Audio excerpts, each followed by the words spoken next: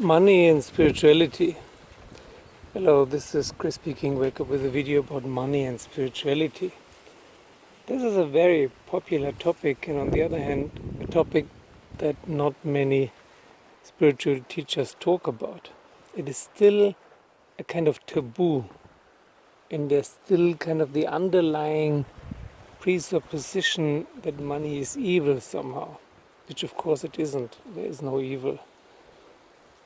The only sin there is attachment and greed and lust about anything, not about money in particular, but if you really want to have something, no matter what the cost, then this is called sin. So of course money can be addictive, but anything else can be addictive as well. Money can cause evil deeds, but anything else can do that as well. So money in itself is not evil.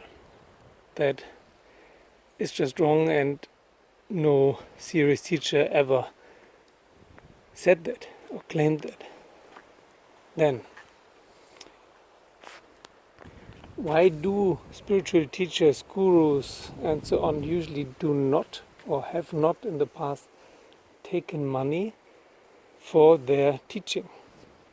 Because of the context. It was usually a context of being in a monastery or some kind of order, Swami order for example, where the teacher is taken care of or is wealthy him or herself and doesn't need any money.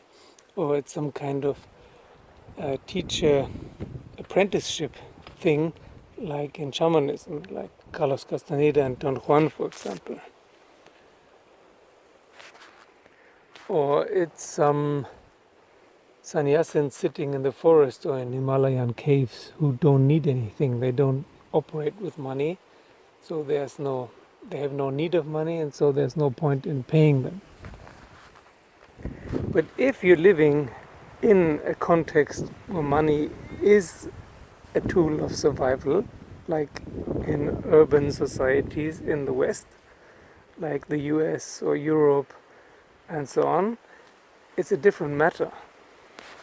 Yeah, if someone is rich, then he or she can, of course, offer his or her teachings for free. And this would be the logical thing to do, and that's what those people are doing. But if someone is not rich and he offers his or her time and information, and if he or she also paid with money for his teachings or her teachings in the past, then it is obviously okay to ask money to pass on this information and experience, and also for the students to validate the time the teacher is giving them, to appreciate it. Because in our Western material society, time is money. And time is the only commodity that we only have in a limited amount. So there are two wrong beliefs about money in the spiritual scene. The first is you're not allowed to take money for healing. The second is you're not allowed to take money for teaching spiritual stuff. Both of them used to be right in their context, in India for example, or in Tibet or whatever, in the rainforest somewhere, but they are not correct anymore in the Western world. Ideally, spiritual teachers get taken care of by their pupils, students, followers, by donations. This is also a very traditional thing. But people are quite stingy today, and they disguise their stinginess and their own greed and their own fears by saying, well, spiritual teaching should be for free. Whoever said that? Nothing is for free. There's always a cost. And if it's not in money, it's in something else. You always have to pay for it. You always have to sacrifice something. There's always some kind of sacrifice. And you have to sacrifice something. Usually it's your own beliefs. Your own beliefs, your own conditionings, your own control freakness that you have to sacrifice anyway. And maybe nowadays you have to sacrifice a little bit of money too. But this can also be very helpful. We are trained not to take things seriously that we don't pay for. If it's for free, then it's not worth much. All the worth, unconsciously all the worth is geared towards money in the West, in the material urban societies. So if something is really expensive, then we really make an effort to make use of this, to make the best of it. If it's for free, then yeah, well, maybe I do it, maybe I don't, maybe I participate, maybe I don't, who cares?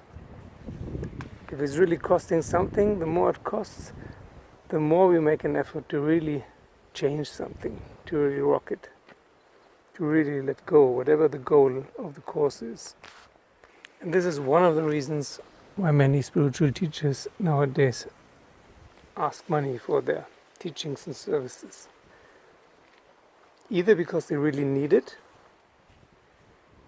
because otherwise they don't have time to teach, or because they know that people take the teaching seriously only if they pay for it with money.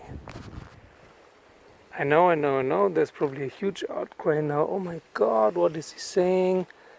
That's outrageous. But really feel inside if it's true or not for you. How much effort do you put into a course that is for free? How much effort do you put into a course that costs a little bit? How much effort do you put into a course that costs a lot? How much do you take care of your car, for example, if you got it as a present or if you only paid $1,000 for it? And how much more do you take care of your car if it had cost you $50,000? How well do you take care of plastic jewelry? How well do you take care of gold or platinum or diamond jewelry? And this is the same with information.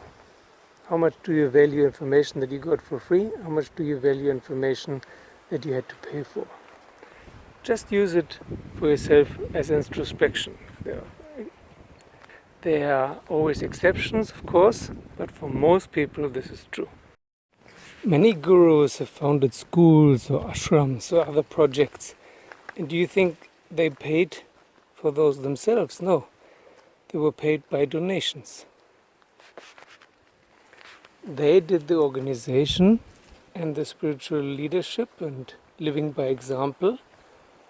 And they had the creative idea.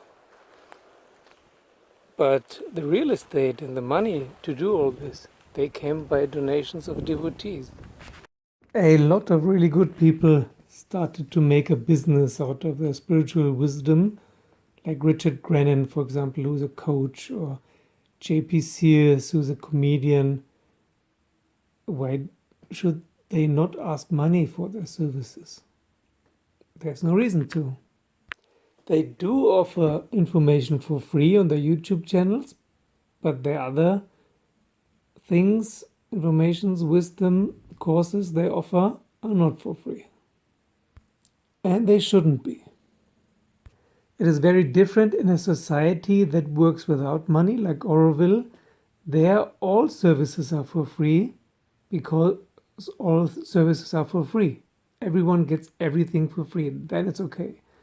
But it's not okay if some things can cost whatever, your car, for example, but spiritual stuff has to be for free. That's a delusion and a belief set that is not based on anything. Okay, thank you for watching. Thank you for subscribing and joining me on Patreon, and see you soon.